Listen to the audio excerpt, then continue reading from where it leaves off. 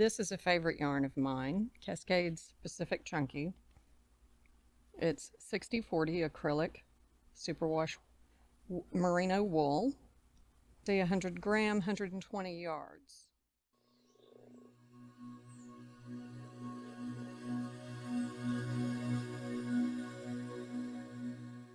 Now, I recently did a video called a little stitch that I made up, which was a diagonal drop stitch.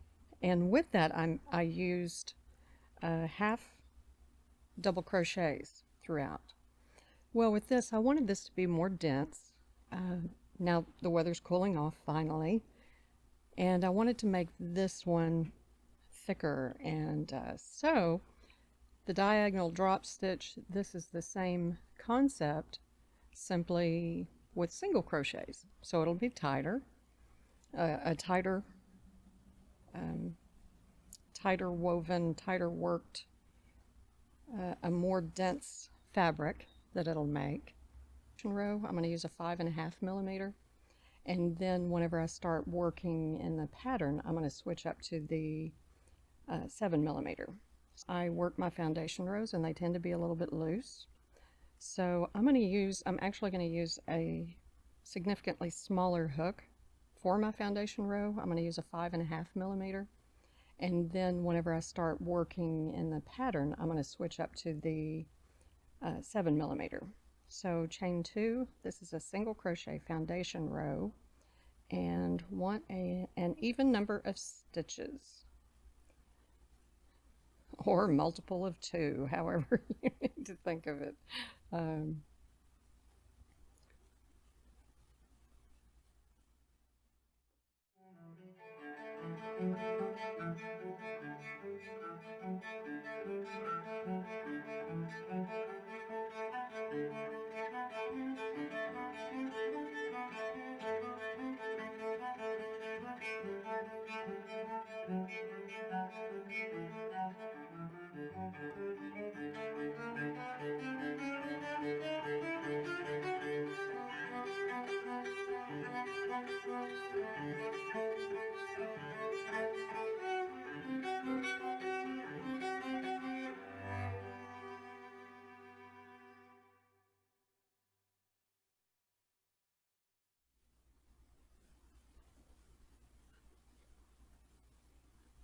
Okay, that's 36 stitches right there. I'm going to measure that real quick.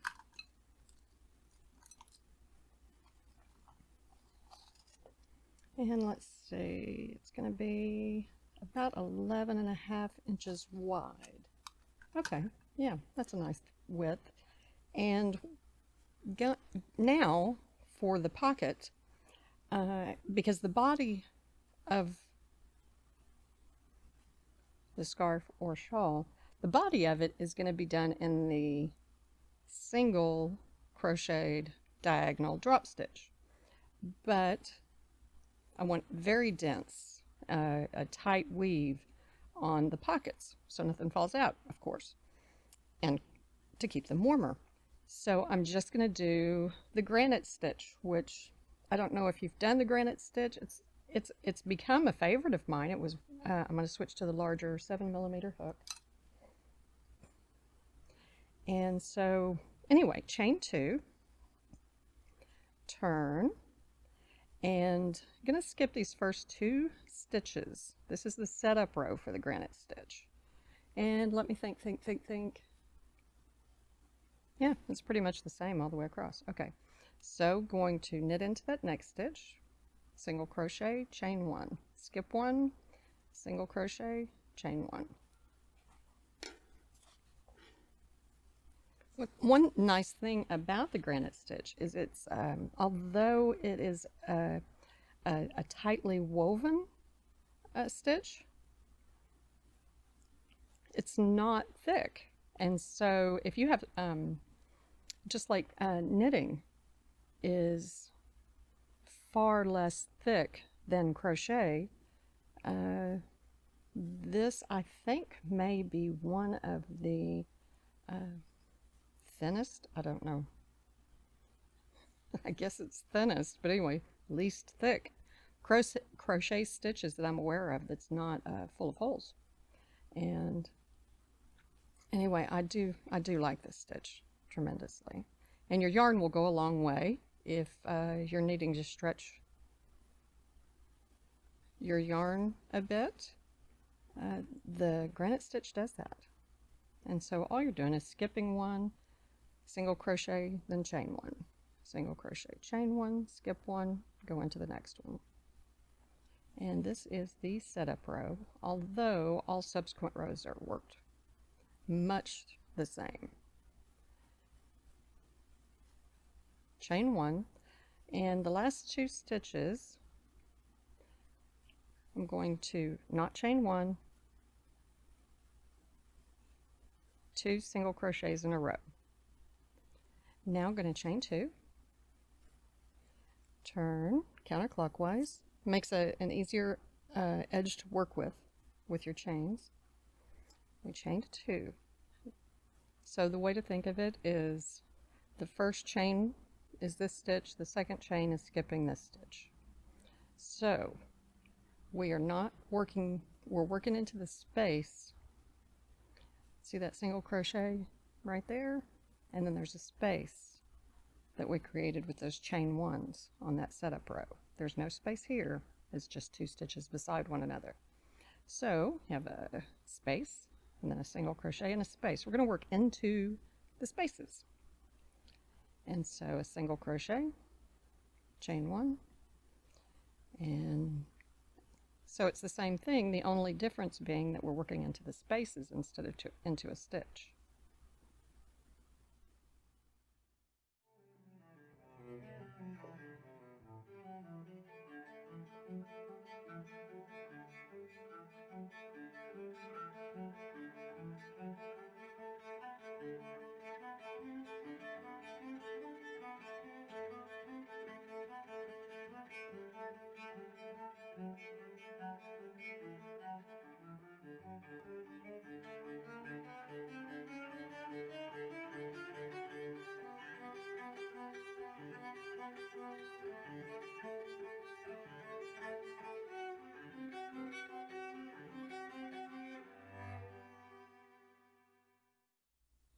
Nope.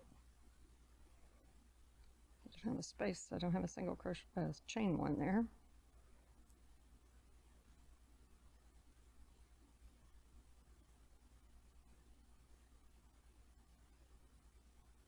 Now we're to the last space. This was the chain that we began with, the chain 2, and then we skipped.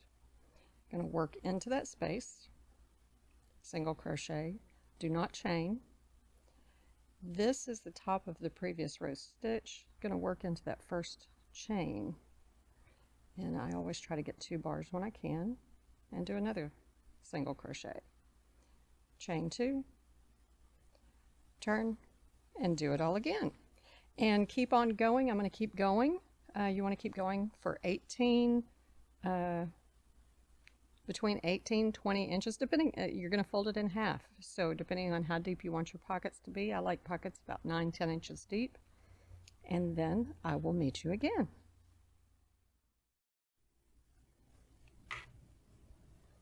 All right, finished the pocket Granite Stitch section and getting ready to move on. Well, and then I just pulled out some stitches. Getting ready to move on to the single crochet drop stitch section, and chain 2. And right now, let's see, right now I'm measuring, I think about 18, yeah, 18 inches.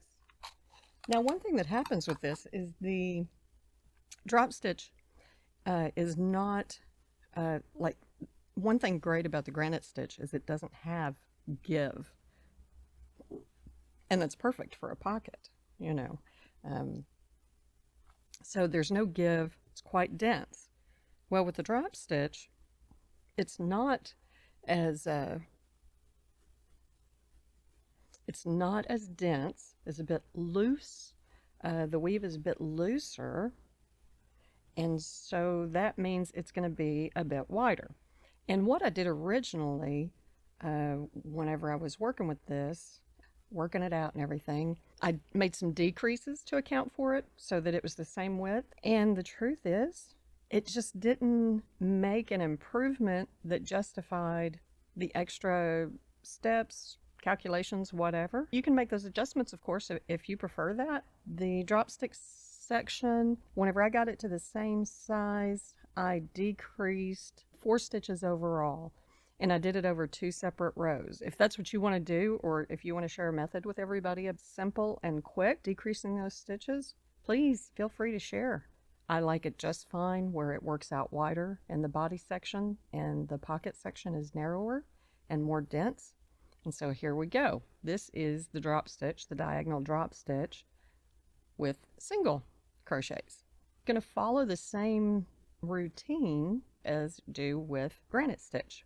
We'll just do single crochet where we normally would and in that space. On the next one, however, we're not going to go into the space. We're going to go in between, in the middle of the stitch that is below the space. I want to go through there and come out that V, and then pull up a bit.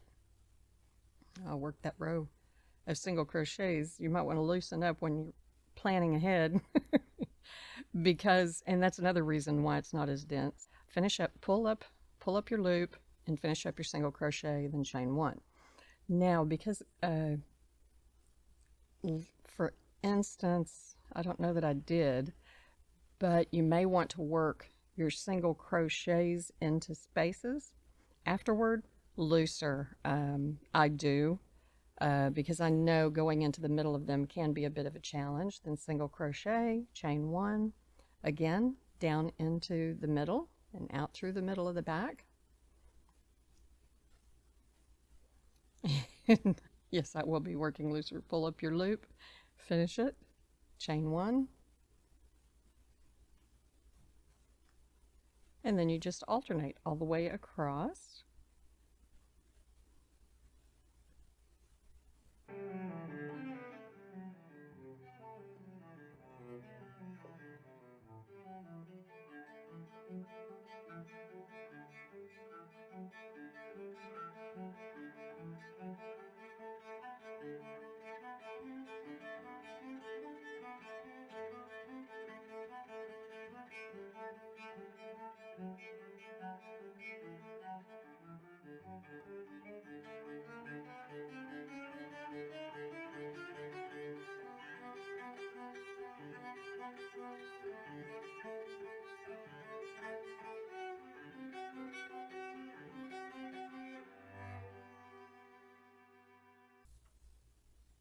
Now I'm on the last 2 stitches, and because these alternate, this was a drop stitch, that means this one is going to be in the space. No chain 1, into the chain, single crochet, chain 2, turn, and skip the first 2. This is a space, so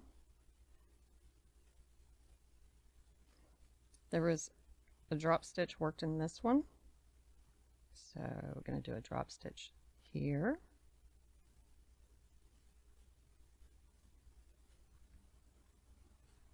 chain 1, and then because there was a drop stitch, now it's going to go into the space, drop stitch beside,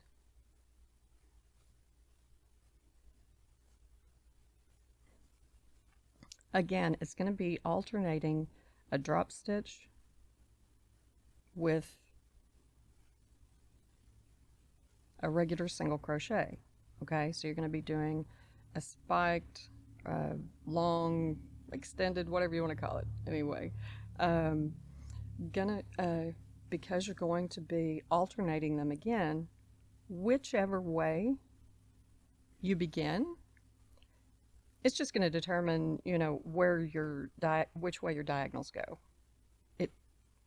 It doesn't really matter. because you're going to alternate regardless. For instance, if I put a single crochet here, chain 1, then that means the next one is going to be a long stitch and chain 1. Okay, so the diagonals are going to be going this way. If I begin with my long stitch being over here, then a long stitch, chain 1, and then a single crochet, then that means the long stitches are going to be going in this direction. So I guess if you're being really creative, that may play a role in some kind of patterning or something, but for these that I've done so far, it doesn't matter. So do it however you want. Do it however you want. You can't go wrong. I love things where I can't go wrong. Okay, so chain 1, and this was a regular single crochet, so this is a drop crochet, and I just call it drop because I like the alliteration. And then single crochet. So you should be beginning to see where the diagonals are going to come in. I'm going to do a few rows, and then we'll look at it again. Oops. I'm going to do a few rows, and then we will look at this again, and where the diagonals are more visible, more prominent. I'll see you then. Okay, well, this is the first pocket scarf that I crocheted. It's unfinished, but I don't know which, this or the green one, that the rest of the, that all the other videos are made with. I thought perhaps this would be easier to follow while doing the crocheting to close up the pocket.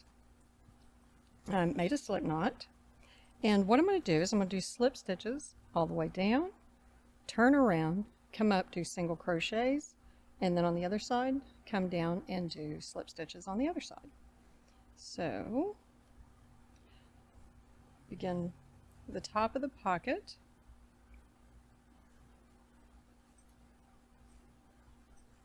Want to make sure you go under at least two threads on each side, and then just come right through for a slip stitch. We're going to do these loosely, makes life easier, and because it's stitched up basically 3 times, the size of these stitches doesn't matter a great deal.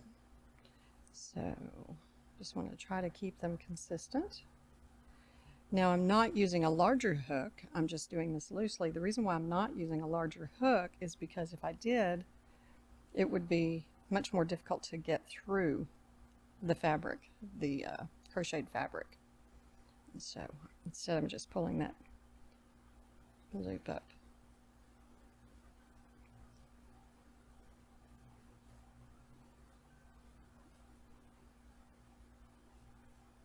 Now this is a fun yarn. Perfect for fall, of course. This is from Ella Rae. It is Seasons, and there are quite a few different colorways on the website.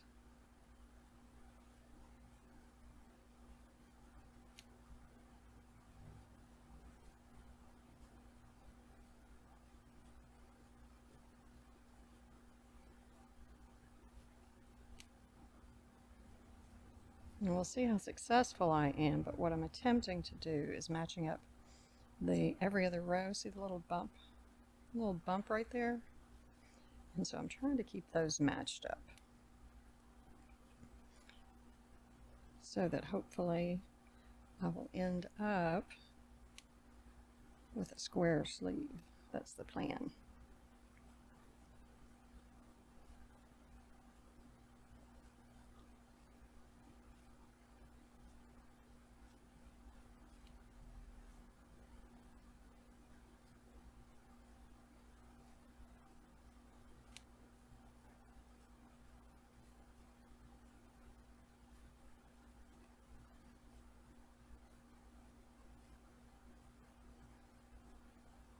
And I'm doing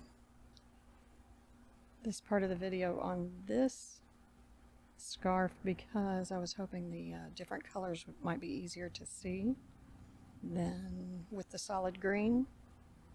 Whereas in making the scarf, I thought the solid green was easier to see what was being done on video than with the different colored, with the slow color change on this yarn. Now I'm coming in a little bit. The reason for that is because I want to make sure the bottom corner of that pocket is really secure. And I'm going to turn counterclockwise, turn my work counterclockwise. And the reason why is because what I'm going to do is I'm going to bring my working yarn around the bottom of my hook. And because, again, I just want that, I want it to loop around that bottom. I just want that really secure in that bottom corner. And this tends to be easier. Now we're going to do single crochets back up. And what it makes is this neat little corded, looks like cording. And for me, it is easier to feel where the opening is than to try and look for it. You can let me know what your experience is if you find it easier to find it visually.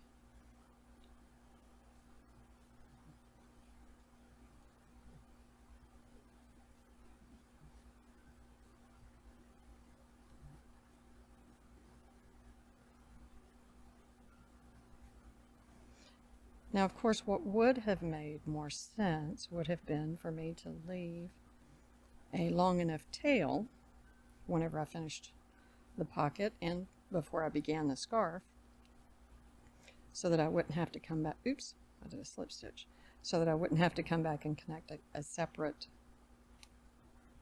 piece of yarn to do the pocket, each of the pockets with.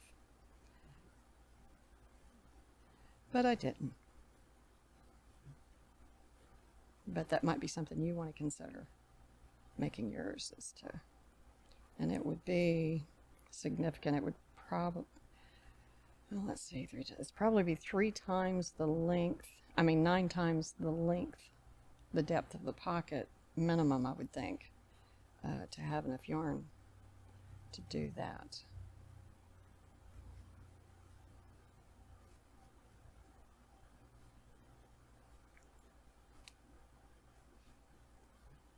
Guess I can do that on another pocket and measure it off ahead of time and not cut it and see if it works.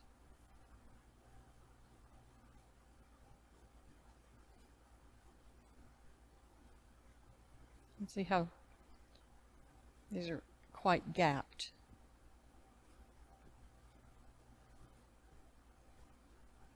Because in working down, up and down 3 times, I don't really think gonna need to have those stitches very tight.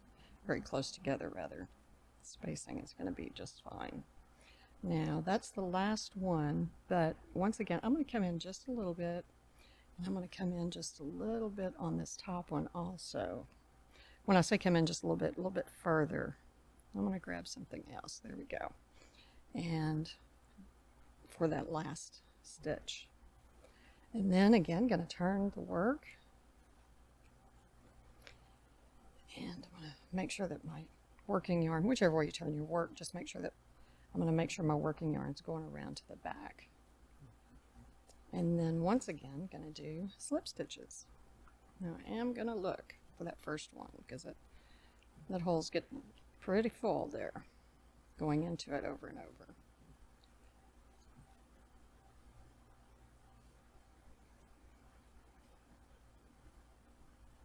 And I just love this. I really do. If you've watched any of my videos at all, you know I do not like to sew and avoid it as much as possible. Find as many different methods as I can to avoid sewing. Which is hilarious because I love doing the Kitchener stitch in knitting. I've never tried Kitchener stitch for anything in crochet. I'm sure it would be useful, but I really enjoy the Kitchener stitch. But insofar as sewing pieces of anything together, I really don't. And again, these are just nice big loops. And I know it really looks like I'm fighting, but I don't know if any of you may have the same issue, but I do have hyperhidrosis in my hands. And so today it's beautiful. It's about 70 degrees outside, but the front of the shop is all glass. And it tends to get warm. As a matter of fact, I have to have my air conditioner on today because it gets much warmer in here than outside when it's really sunny. And if I get really warm, I do have medication that I take, but if it's really warm, medication only does so much. And so then I have some moisture. And so if my hands were dry, I would not be fighting my yarn so much. And what I'm going to do with that last one, I'm going to bring it around the bottom, okay? Again, just to have super duper security on that bottom corner. I'm going to cut, pull through, weave in my ends, and oh, that's just lovely. I love it. I really do. I really love that corded look to that. Now, if you don't, you can always turn the pocket the other way, and that's how much you would have showing for that little bit of work. But I really like the corded look on it, personally.